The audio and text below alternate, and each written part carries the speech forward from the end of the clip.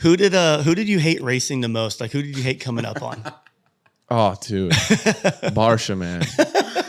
Barsha. And Yeah. well, it probably would have been Jason Anderson too, because he'll get you too. Yeah. And, yeah, I would say that to him if he was sitting right here, but he knows it. But I was his teammate, which was like the best thing ever. Yeah, because sure. I'm not catching that heat anymore. But yeah, Barsha, man, that guy is something else. Like you hear him coming too, and you know. Disclaimer, right? Like none of this stuff's personal. Off the bike, I'm sure he's a great. I'm sure he's a great dude. Yeah. Like it's not that deep, right? So let's just get that out of the way. But I've never seen anything like this guy.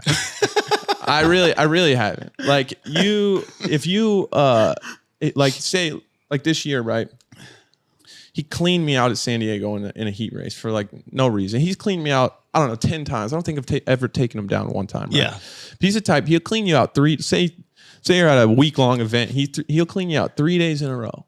And then you'll come the next day and you'll like rub up against him in a turn. And he'll be like, dude, what are you doing, man? Like, what, are you serious? Like, I'm like, well, what do you mean? You just broke 2 of my fingers the day before. Yeah. So it's like, guys like Vince Freese, Yeah. He'll clean you out, but when he gets cleaned out, you're not going to hear a single word from him. He knows it's coming. Same thing with Anderson from what I've seen. It's like, he'll clean you out, but he gets cleaned out. He's like, yep, no problem. Yep. Barsha, that's the only thing I don't get. Yeah. There seems to be like, Anaheim won my first 450 Supercross race 2020. I remember he was in first, I was second. He made a mistake, went off the track. He was on the concrete. And I passed him and he went straight from off the concrete and like met me at the face of the next jump. I remember this race. And I remember I have this, and he didn't make contact with me, but he would have if he had the opportunity there. I remember we were in the press conference. I remember saying it was like good, clean racing. And I'm like, what? For who? What? No, I mean, great rider. Sure, he's a great dude. I don't know him personally, but yeah, from a riding aspect, I just don't get that guy. Did you have a decent amount of friends that you raced with? Like, so I would say Ken Roxon, yeah, you and Roxon were always hanging. Yeah, Chase. We all kind of grew up.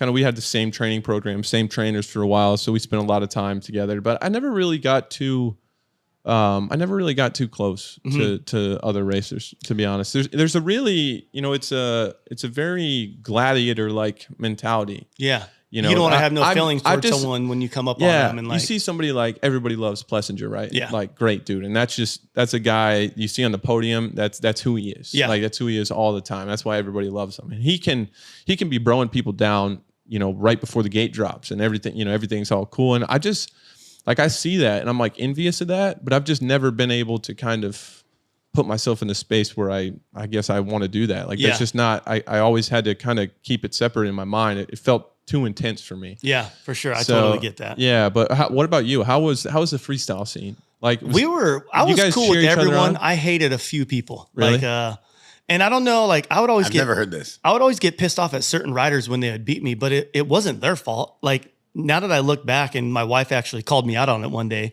like I used to hate Kenny Bartram because I'm like, there's no way this motherfucker rides better than me. Why the hell is he beating me? Yeah. It ain't his fault he's getting good scores. It's the judges. Yeah. And sometimes I would go talk to the judges like, yo, like, what the fuck? Like, I did all my gnarly flips on the dirt jumps when all these dudes flipped the ramp. I'm like, there's a reason they're not doing what I'm doing. They're like, oh, well, you did too many flips. I'm like, too many flips. I'm like, this is 2003, man. Yeah, I'm like, too many flips. On, dude. I'm like, every trick I could do right side up, I wanted to try upside down. And whenever I got to a contest, I would try to flip.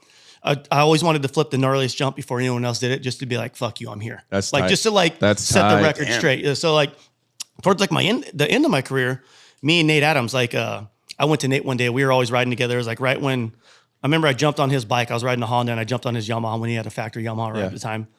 I jumped on his bike and I'm like, dude, this thing's so good. And I went and bought a Yamaha the same day because I'm like, yeah, it was so much quicker and better feeling than my Honda.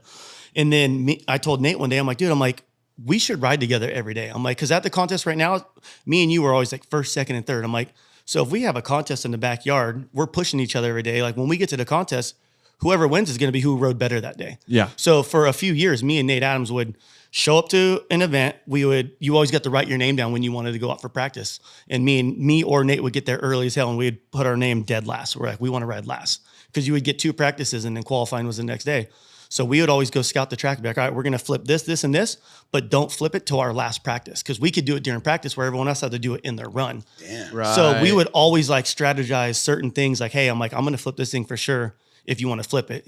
And I'd be like, I don't really feel like flipping it. I'm going to watch you flip it. And if you do it good, then I'll do it. And then vice versa. I would be like, hey, I'm going to flip this. He's like, I'll watch you do it. And if you do it good, then I'll do it. You know, so it's like we would work together, but at the same time, we were working against each other. Like, right.